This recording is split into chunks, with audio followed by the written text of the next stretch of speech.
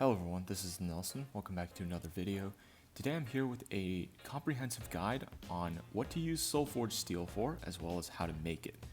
And I'll be covering a variety of different ways to make it, including some ways to make it before you even get to the end. So without further ado, let's go ahead and jump right into it.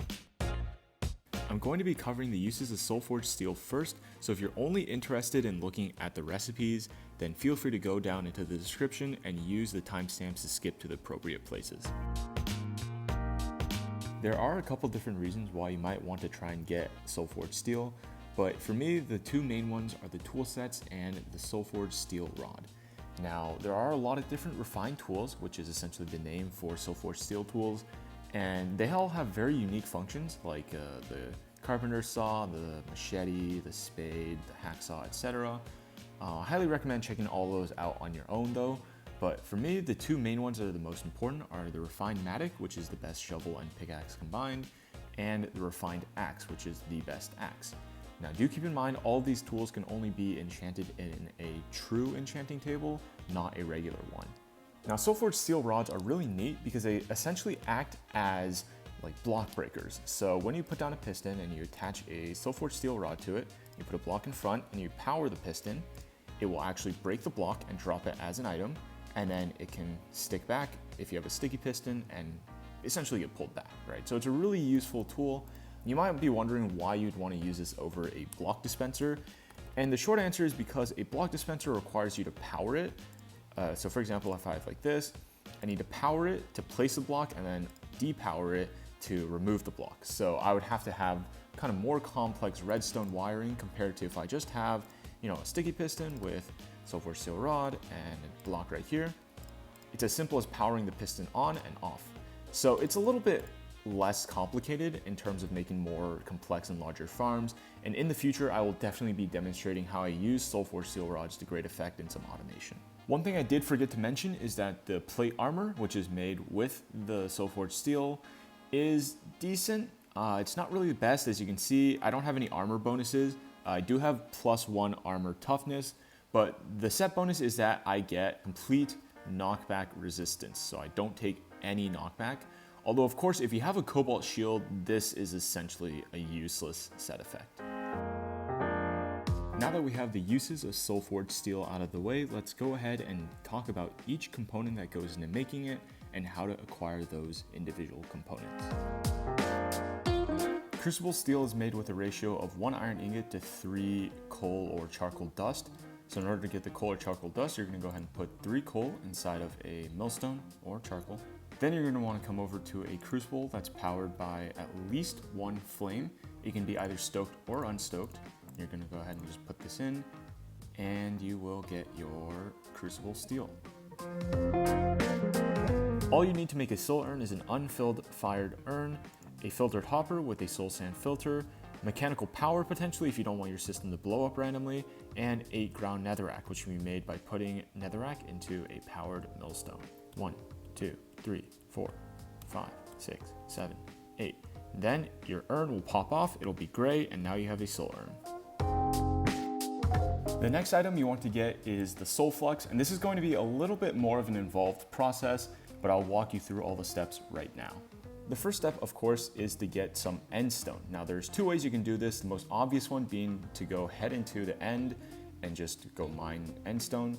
But there is actually another way that you can get endstone without even having gone to the end first.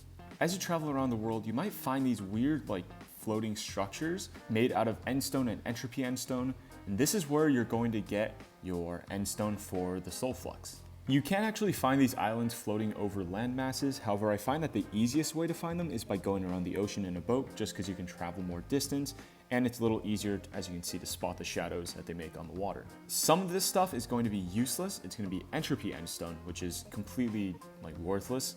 It does look kind of cool though, but it's not useful for our purposes. Instead, you're going to be looking for this lighter colored regular endstone. Of course, you can just mine it with any stone pickaxe or above. Once you get your endstone, you want to make one of these brick kilns, which is made as such.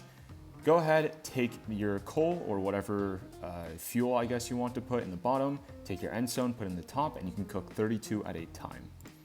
You light it, and it's gonna start working. Now, keep in mind, this is going to be a pretty lengthy process because cooking endstone will take 1 minute and 15. One thing to keep in mind is that kilns can actually interact with hoppers, so you can put a hopper facing into the top in order to feed items to the top slot. You can put a hopper facing in this way to feed items into the bottom slot for fuel.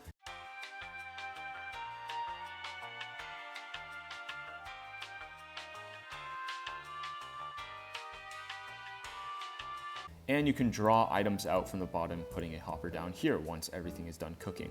Once you're done processing your white cobble, you may actually get some ender slag as a byproduct, which is really helpful. That basically just bypasses most of the steps you're looking for, but do keep in mind it is a 30% chance only to get it. So as you can see, I got about 32 white cobble and 12 ender slag, so I got a little bit lucky on that. Pop the white cobble inside of a furnace. I'm using a Synsantanite forge here because it's faster.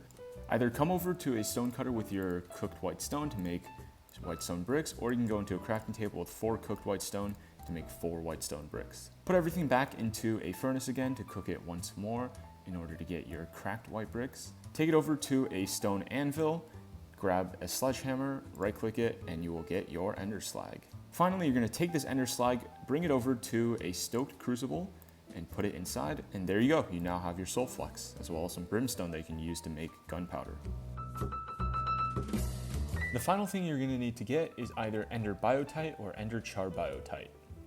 Ender biotite is the easier of the two to get because all you need to do is kill the ender dragon, and then once you're done, find this stuff that spawns around the island, and you can mine it with any tier of pickaxe. As you can see, even a wooden pickaxe will work. Ender charbiotite is significantly more complicated to obtain, but the plus side is you can get it before you go to the end and fight the ender dragon. Now to make it, you're going to need 9 rotten flesh, 9 charcoal flakes, and an end orb. To get charcoal flakes is pretty simple. You can either burn a pile of wood chips in either a brick or stone kiln at a 25% and 6% chance of failing respectively, or you can pit burn or refractory burn a pile of wood chips to get 8 charcoal flakes. Keep in mind, these other recipes don't actually work. You cannot get charcoal flakes from log pile burning or tar bale burning.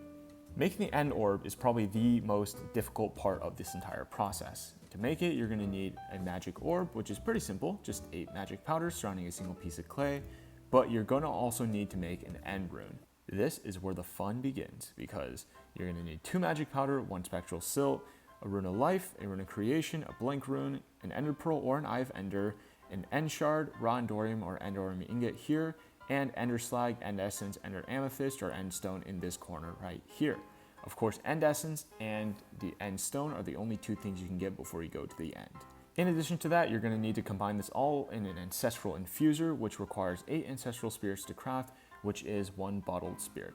Making the rune of life is a process in and of itself, because you're going to need to get a rune of water, a rune of soul, magic powder, blank rune, and a healing item down here, of which glistering melon I believe is the easiest thing to get.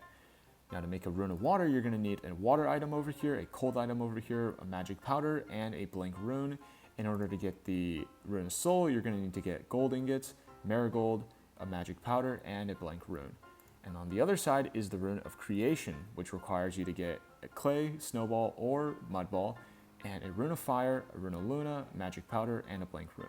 To make the rune of fire, you're going to need niter, brimstone, or flint, and on this side you're going to need a coal item. So that's coal, charcoal, charcoal dust, and coal dust, a blank rune, and of course a magic powder. Once you finally get all these items and combine them inside of an ancestral infuser, you're finally ready to make your ender charbiotite. Let's push this button really quickly to move the cooking cauldron to the center of the flames, throw all of the materials in. Here we go. As you can see, it consumes the end orb. So this is a super expensive recipe. Now that we have all of our materials, let's go ahead and make the Soulforged steel. First, you're going to want to make sure that the flames underneath your crucible are stoked. The best way to check this is by seeing whether or not white particles come out of your crucible. If that's the case, go ahead and get started. Let's go ahead and start with our ender biotite or ender charbiotite. Throw in the crucible steel, throw in the soul flux, and finally mix everything together with the soul urn. As you can see, it is now cooking, and voila, we got our Soulforged steel ingot and we get the urn back. Alright, that's going to do it for this video. Thank you so much for watching. If you liked it, make sure to leave a like. If you hated it, leave a dislike. Subscribe for more content like this, and as always, have a wonderful day.